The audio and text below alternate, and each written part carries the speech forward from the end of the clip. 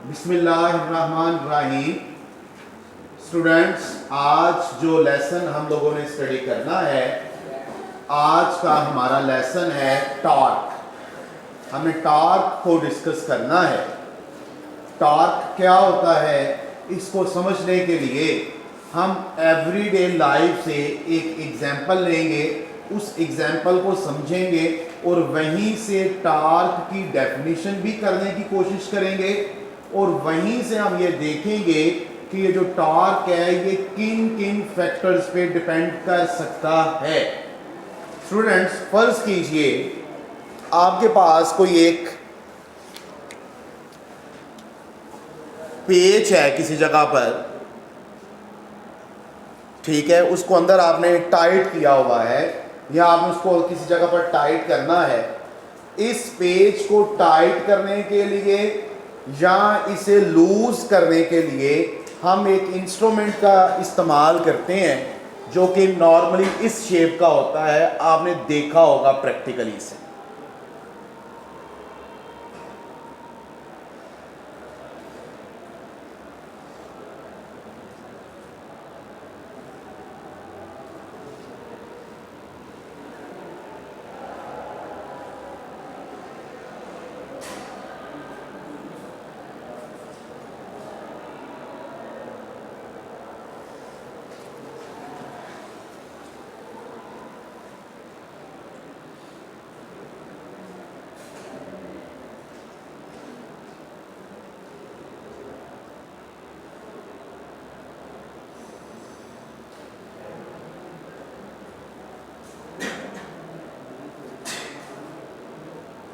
इस शेप का एक इंस्ट्रूमेंट हम यूज करते हैं। इसको हम अपनी जबान में चाबी भी कहते हैं और इसको रेंच भी हम कह देते हैं। उसकी शेप वैसे थोड़ी सी डिफरेंट होती है लेकिन ऑलमोस्ट। अब मैंने इसको यूज किया, यहाँ पर वो हमारे पास एक पेच लगा हुआ है जिसको हमने टाइट करना है या लूज करना है, आप जो भी समझ लीजिए। फर्ज करें कि हमने उसको टाइट करना है। अब मैंने ये चाबी का रेंच का इस्तेमाल किया और मैं इस रेंच पर इसको अप्लाई करके इस रेंच पर फोर्स अप्लाई करूंगा। अब ये जो मेरी अप्लाई करता फोर्स है उसकी डायरेक्शन दो तरह की हो सकती है, या वो फोर्स अपवर्ड होगी या वो फोर्स किस तरफ होगी, डाउनवर्ड होगी। ये डिपेंड करता है आपने इसको टाइट करना है या लूज करना है। फोर्स के अंदर ये एबिलिटी है कि जब भी वो किसी बॉडी पर एक्ट करती है तो या उसकी स्टेट को चेंज करती है या करने की कोशिश करती है। ये आपकी 9th क्लास की बुक में ये डेफिनेशन थी। अब मैंने ये मेरे पास एक बॉडी है, इस बॉडी पर मैंने फोर्स अप्लाई की। अब इस फोर्स के अप्लाई करने से ये फोर्स इस बॉडी की स्टेट को चेंज करेगी। फोर्स अप्लाई करने से पहले ये बॉडी, जिसको मैंने रेंच का नाम दिया, ये रेस्ट की हालत में थी। जैसे ही मैंने ये फोर्स अप्लाई की, इस बॉडी ने ऊपर की तरफ ऐसे मूव करना शुरू कर दिया। क्यों ऊपर की तरफ? क्योंकि मैं फोर्स किस तरफ लगा रहा हूं, ऊपर की तरफ। और जैसे जैसे इसको मैं घुमाता जाऊंगा ये एक सर्कल में घूमेगी। किसमें घूमेगी? सर्कल में। स्टूडेंट्स, यहां पर आपने इसको फिक्स किया हुआ है और ये रेंच इस फिक्स पॉइंट के गिर्द घूमेगा सर्कल में। इस फिक्स पॉइंट को हम बोलते हैं pivot point.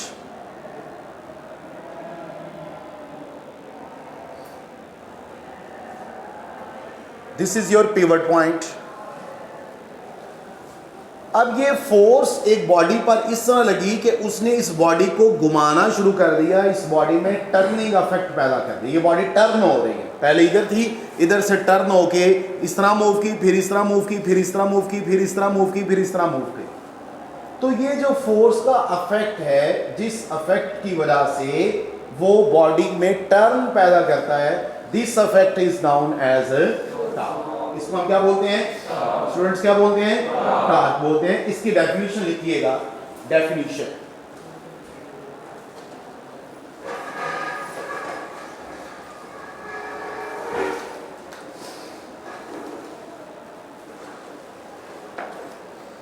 the turning effect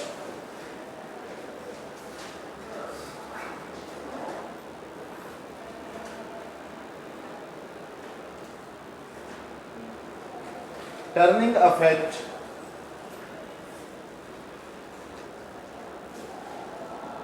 of force का turning effect is known as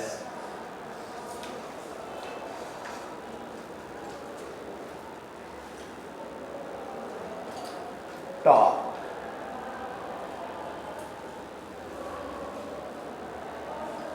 The turning effect of force is known as torque.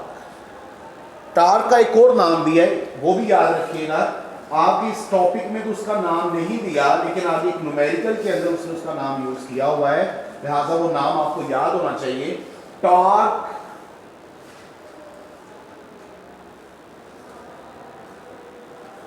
is also known as moment of force।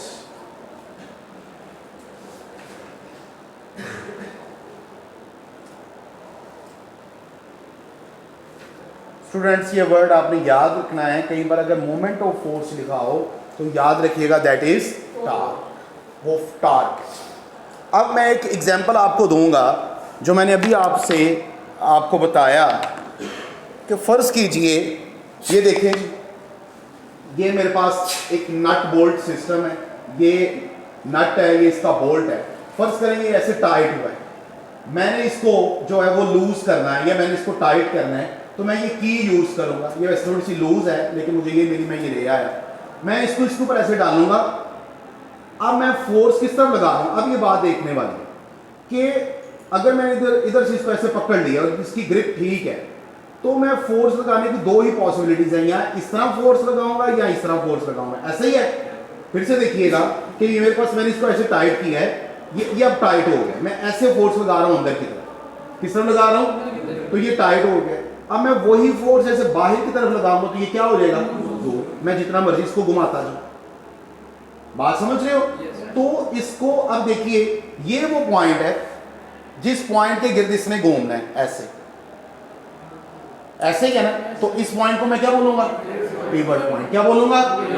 अब एक बात क्लियर हो गई कि बात, अच्छा ये पिवट पॉइंट है और मैं यहां पर फोर्स लगा रहा हूं, इधर एग्री, यहां फोर्स अपवर्ड लगाऊंगा यहां। अच्छा एक बात बताइए, कॉमन सेंस यूज करनी है, अगर इस नट या बोल्ट को ये इसको लूज या टाइट करने के लिए अगर मैं फोर्स ऐसे आगे की तरफ लगाऊं तो क्या ये ओपन होगा, क्या टर्निंग इफेक्ट पैदा होगा? अगर मैं फोर्स इस तरफ लगाऊं, ऐसे बाहर की तरफ लगाऊं, क्या टर्निंग इफेक्ट पैदा होगा? नहीं होगा। टर्निंग इफेक्ट पैदा करने के लिए यहां फोर्स मुझे अपवर्ड लगाना पड़ेगी, यहां एग्री। ये पॉइंट क्लियर है? इसको अब आपने याद रखना, इसको बोलना नहीं है, ये बड़ा इंपॉर्टेंट पॉइंट मैंने आपसे शेयर किया। अब इसका मतलब ये हुआ कि मैंने ये फोर्स लगाई है और ये पिवट पॉइंट है। एक लाइन, एक इमेजिनरी लाइन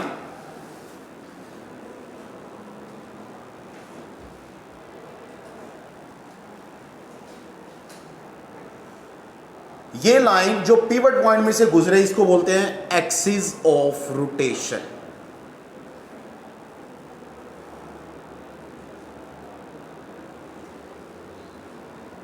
इसको क्या बोलते हैं हम, एक्सिस ऑफ रोटेशन। और ये लाइन, जिस लाइन पे ये फोर्स लग रही है, this line,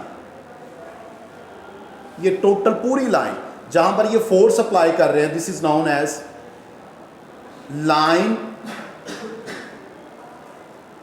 of action of force. इस पूरी लाइन को हम line of action of force बोलेंगे, और ये कौन सी लाइन है, एक्सिस ऑफ रोटेशन। अच्छा, इन दोनों लाइंस के दरमियान आपको एक ये डिस्टेंस नजर आ रहा है, ये नजर आ रहा है डिस्टेंस, और ये दोनों लाइंस के क्या है, परपेंडिकुलर है। गौर कीजिए, परपेंडिकुलर है या नहीं है? ये जो डिस्टेंस है between line of action of force and axis of rotation, इस डिस्टेंस को मैंने L से रिप्रेजेंट किया है, and this is known as movement arm.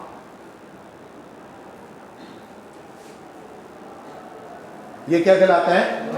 बेटे क्या कहलाता है? तो टॉर्क जो है mathematical expression,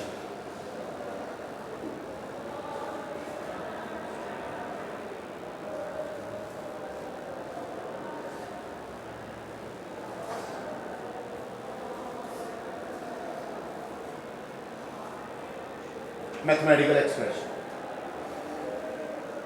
Torque, which is represented by torque, is the product of moment arm and force. ये force और moment arm का product होता है. L is the moment arm and F is the applied force. अब moment arm की definition क्या है? How can we define moment arm? How can we define moment arm? The perpendicular distance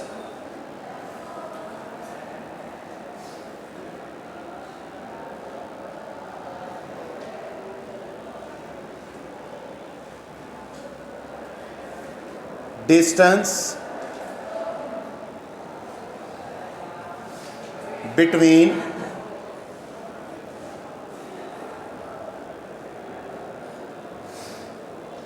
line of action of force and axis of rotation. दरवाजा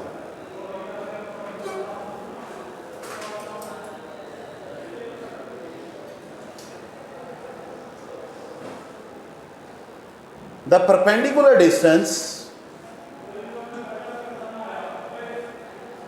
between the line of action of force and the axis of rotation.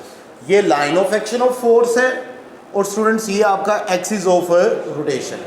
इनके दरमियान जो perpendicular distance है that is known as a moment. Is that clear? अच्छा, मैं इधर word use क्या कर रहा हूं? Perpendicular distance. डिस्टेंस का यूनिट क्या होता है? मीटर. लिहाजा मोमेंट आर्म का यूनिट भी क्या होगा? मीटर. याद रखिएगा, एमसीक्यूज आ जाता है.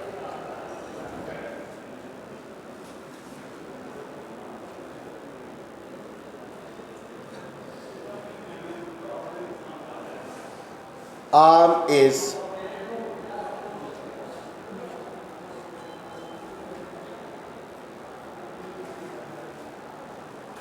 unit of moment. Arm is metre. बेटे अगर यूनिट इसका मीटर है तो इसकी डायमेंशंस क्या होंगी? Capital L. ये भी याद रखिएगा. चीज़ वही है, बाज़ दफ़ा बच्चे परेशान हो जाते हैं. अगर आपको याद हो चैप्टर 1 में जब मैंने डायमेंशंस वाला पढ़ाया था उसमें मैंने एक लिस्ट बनवाई थी. उसमें देखिए मोमेंट आर्म ऐड किया था या नहीं किया था. अगर ऐड किया हुआ इट्स ओके, अगर नहीं किया तो बेटा वो भी ऐड कर लीजिएगा. ठीक है. तो आपके पास फिर इसका यूनिट क्या बन गया? यूनिट जी metre and the unit of force is newton. So it's unit is newton metre. Student एक बड़ी अहम बात मैंने यहां आपसे शेयर करनी है, प्लीज उसको याद रखिएगा. अब आपने इसका यूनिट न्यूटन मीटर कह लिया, जरा थोड़ा सा गौर कीजिए. अगर मैं वर्क का रिलेशन लिखूं तो वर्क होता है force multiply by distance. Its unit is newton, this is metre. ये भी न्यूटन मीटर है और इस न्यूटन मीटर को आप जूल कह देते हो, कैपिटल जे से रिप्रेजेंट कर देते हैं. एनर्जी का यूनिट भी आप जूल कह देते हैं. जूल एक्चुअली ये जूल नहीं होता, जूल होता है. अब ये भी न्यूटन मीटर है, this is also newton metre, लेकिन इस न्यूटन मीटर को आप जूल कह रहे हो. टॉर्क के यूनिट न्यूटन मीटर को आप जूल नहीं कह सकते. This is newton metre because joule is the unit of energy and torque is not energy. Is that clear? लेकिन चूंकि ये भी न्यूटन मीटर है, ये भी न्यूटन मीटर है, किसी भी एनर्जी को आप देखेंगे तो जूल से पहले न्यूटन मीटर आएगा, वही जूल में कन्वर्ट होगा. लिहाजा एक एमसीक्यूज बन जाता है. द डायमेंशंस ऑफ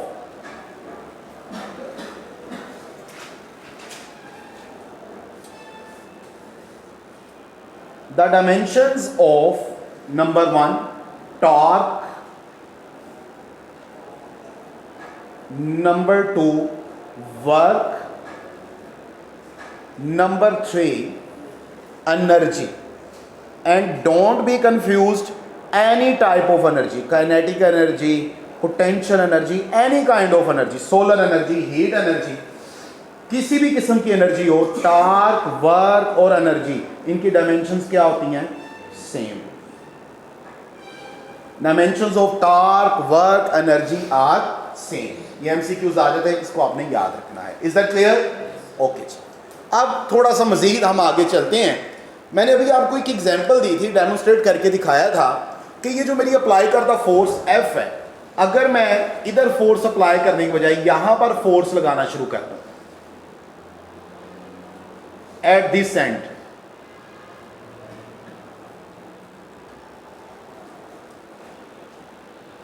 ये, तो मुझे एक बात बताइए स्टूडेंट्स, क्या यहां पर फोर्स अप्लाई करने से टार्क पैदा होगा? प्लीज बताइए, क्या मैं यहां पर फोर्स अप्लाई कर रहा हूं, टार्क पैदा होगा? नहीं पैदा होगा। जैसे मैंने आपको पहले डेमोन्स्ट्रेट करके दिखाया, जरा फिर से देख लीजिए कि मेरे पास ये है बोल्ट, इसको मैंने लूज करना है या टाइट करना है, टाइट या लूज जो भी करना है, मैं इसको यहां ऐसे ऊपर की तरफ घुमाऊंगा या इसको किस तरफ लेकर जाऊंगा? नीचे। अगर मैं ऐसे आगे फोर्स लगाता जाऊं तो क्या इसमें ये टर्निंग इफेक्ट पैदा करेगा? नहीं करेगा। अगर मैं ऐसे पीछे की तरफ फोर्स लगाऊं तो ऐसे बाहर आ जाएगा, लेकिन इससे टर्निंग इफेक्ट पैदा नहीं होगा। लिहाजा हम ये कहेंगे, ये बड़ा इंपॉर्टेंट एमसीक्यूज है, इस एमसीक्यूज को आपने याद रखना है कि अगर हमारी अप्लाई करदा force, this force is F, this is movement arm, अगर आपकी अप्लाई करदा फोर्स मूवमेंट आर्म के पैरेलल या एंटी पैरेलल हो जाए तो ये टार्क पैदा नहीं करेगी। This is very important point, ये आपने बोलना नहीं है, ये हमारे काम आएगा। When applied force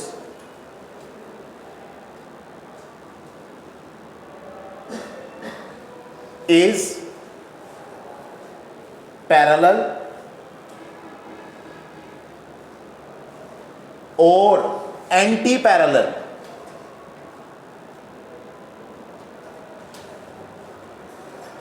to movement arm,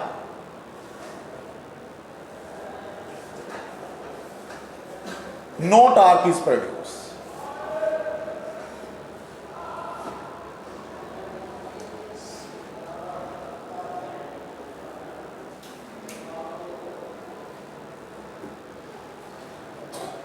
अगर आपकी अप्लाई करता फोर्स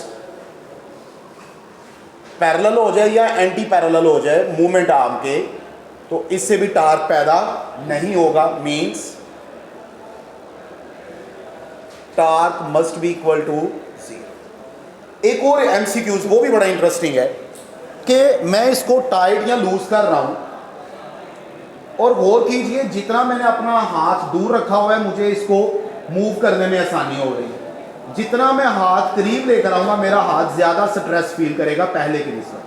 अगर मैं हाथ करीब लाते लाते लाते लाते बिल्कुल ऐसे पिवट पॉइंट पर लेकर आऊं तो क्या ये उसमें टार्क पैदा करेगा? नहीं करेगा। स्टूडेंट्स ये बात भी आप याद रखिएगा, अगर आपकी अप्लाई करदा फोर्स, ये फोर्स जो आप अप्लाई कर रहे हो, अगर ये पिवट पॉइंट में से ही गुजरना शुरू कर दे, ये आपकी अप्लाई करदा फोर्स, ये बड़े इंपॉर्टेंट एमसीक्यूज हैं, ये बोलने नहीं है। If your applied force is passes through the pivot point, if your applied force is passes through the pivot point, then no torque is produced. ठीक है, लास्ट MCQs नोट कर लीजिए। if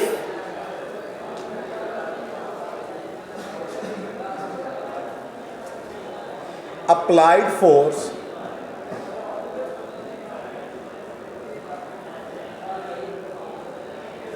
is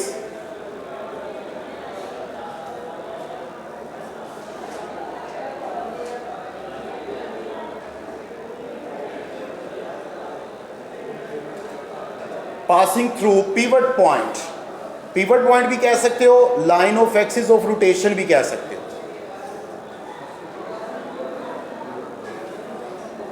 no torque is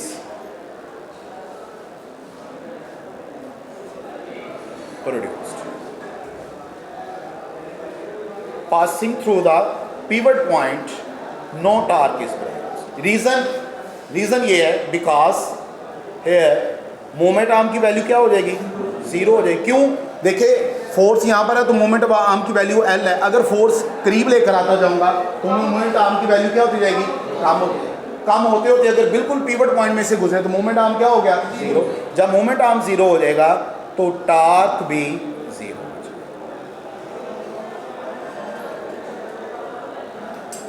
is that clear? समझ आई बेटे बात की? लीजिए ये हमारा आज का लेसन था, कल हम इंशाल्लाह यहीं से आगे कैरी करें। Thank you so much.